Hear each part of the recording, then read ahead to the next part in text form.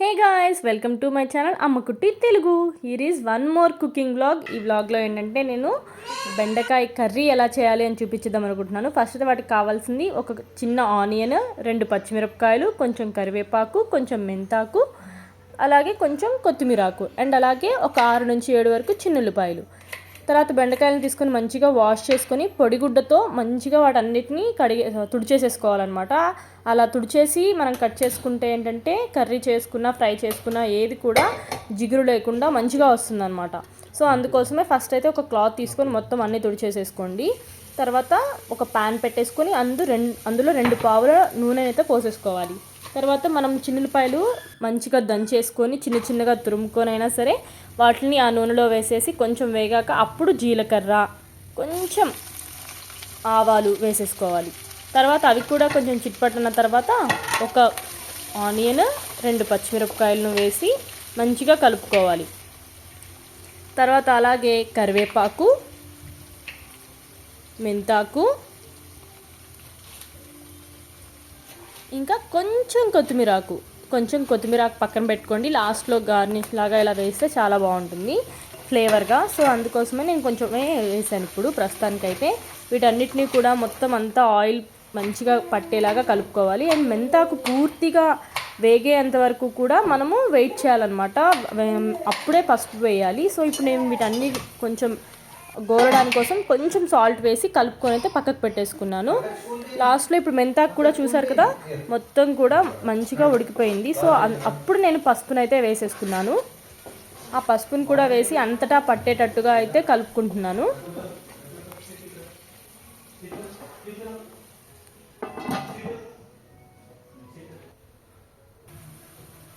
ఇలా ఒక 1 మినిట్ అయితే మూత పెట్టేసి ఉంచేసేయాలి. తర్వాత మనం ముందుగా కట్ చేసుకున్న బెండకాయలు ఉన్నాయి కదా, వాటన్నిటిని సన్నగా తరుపుకోవాలి. తరుపుకుంటే ఏంటంటే కొంచెం మంచిగా వస్తుంది, ఫ్రై లాగా అండ్ కర్రీ లాగా కూడా బాగుంటుంది. సో నేనైతే ఇలా చూపించిన విధంగా అయితే నేను కట్ చేసేసుకొని ఇందులో అయితే వేసేసాను బాండీలో.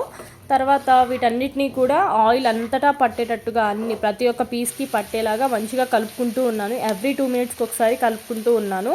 తర్వాత కొంతసేపు ఇంకా పక్కకు పెట్టేశాను. అలాగే మీడియంలో ఉంచి పక్కకు పెట్టుకొని తర్వాత దీనికి మసాలా పౌడర్ లాగా చేస్తున్నాను అనమాట.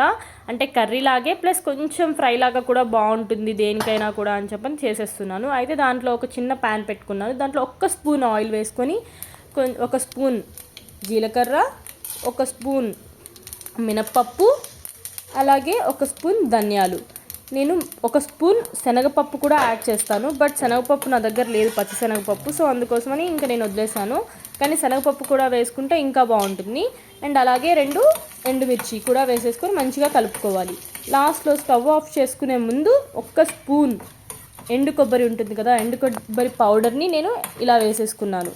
సో ఇప్పుడు స్టవ్ ఆఫ్ చేసుకొని చల్లారిపోయాక మిక్సీ జార్లోకి వేసుకొని సరిపడా కారం, నేను ఇక్కడ 1 kg బెండకాయలు తీసుకున్నాను కాబట్టి నాకు 1.5 స్పూన్ కారం అయితే పట్టింది. సో తర్వాత అలాగే 1 స్పూన్ సాల్ట్ అయితే వేసేసుకున్నాను. వీటన్నిటిని ఫైన్ పౌడర్ లాగా అయితే గ్రైండ్ చేసేసుకోవాలి. ఒకవేళ మనకి ఫైన్ పౌడర్లా రాకపోతే ఇంకొంచెం కారం వేసుకొని మంచిగా అయితే గ్రైండ్ చేసేసుకోండి. చూసారు కదా, ఆ లోపు మన బెండకాయలు అయితే మంచిగా గోలాయి అన్నమాట నూనెలో. అప్పుడు మనం ముందుగా గ్రైండ్ చేసి పెట్టుకున్నాం కదా పౌడర్ని, ఆ పౌడర్ని అయితే ఇందులో వేసుకొని కలుపుకుంటూ ఉండాలి. ముక్క అంతటికీ పట్టేలాగా మంచిగా అయితే కలుపుకోవాలి. ఇలా కలుపుకోవడం వల్ల ఏంటంటే మనకి ప్రతి ఒక్క ముక్కకి తింటూ ఉన్నప్పుడు ఫ్లేవర్ అనేది తగులుతూ ఉంటుంది.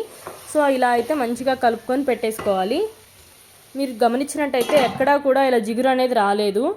వచ్చినా కూడా 1% అలా కొంచెంగా వచ్చింది, కానీ ఎక్కువ అయితే రాలేదు. మీరు కంపేర్ చేసుకోండి. మనం ఈ చిట్కా ఫాలో అయితే ఏంటంటే ఫ్రై కానీ కర్రీ కానీ ఏదైనా కూడా మనకి చాలా బాగా అనిపిస్తుంది. ఇలా అంతటా మొత్తం కలుపుకున్న తర్వాత ఇంకా ఒక 5 to 10 మినిట్స్ అట్లాగా మూత పెట్టేసుకొని ఉంచేయాలి. అప్పుడు ఫ్లేవర్ అంతటా కూడా మొత్తం అంతా వెళ్తూ ఉంటుంది కాబట్టి ఇంకా బాగుంటుంది టేస్ట్ అనేది. ఇంకా మనం ఫ్రైగా కావాలి అని అనుకుంటే ఏంటంటే కొంచెం ఆయిల్ ఎక్కువ వేసేసుకొని కొంచెం ఎక్కువ ఫ్రై అయ్యేంత వరకు వెయిట్ చేయాలి. సో నేనేంటంటే ఇక్కడ కర్రీ లాగా చేద్దామని అనుకుంటున్నాను. సో అందుకోసమనే నేను మరీ ఎక్కువగా డీప్ ఫ్రై లాగా కాకుండా కొంచెం అయ్యేంత వరకే వెయిట్ చేశాను. తర్వాత చూసారు కదా, ఇప్పుడు నేను చూపించిన విధంగా అయితే ఇక్కడ ఆయిల్ అనేది కొంచెం సెపరేట్ అవ్వడం అయితే అవుతుంది. ఇప్పుడు ఈ టైంలో ఏంటంటే ఒక స్పూన్ గరం మసాలా అయితే వేసేసుకొని కలుపుకొని అయితే మూత పెట్టేసేయాలి. ఒక 1 to 2 మినిట్స్ తర్వాత అట్లా మళ్ళీ ఒకసారి తీసి కలుపుకొని ఇలా కొంచెం కొత్తిమీర ఆకు వేసేసుకొని లాస్ట్లో మనం ఫస్ట్లో కొంచెం ఉంచుకున్నాం కదా, ఆ కొత్తిమీర ఆకుని తీసుకొని మనం వేసేసుకొని ఇలా ఒకసారి కలుపుకొని మళ్ళీ ఒక 2 మినిట్స్ అలా మూత పెట్టేసి ఉంచేసేయండి.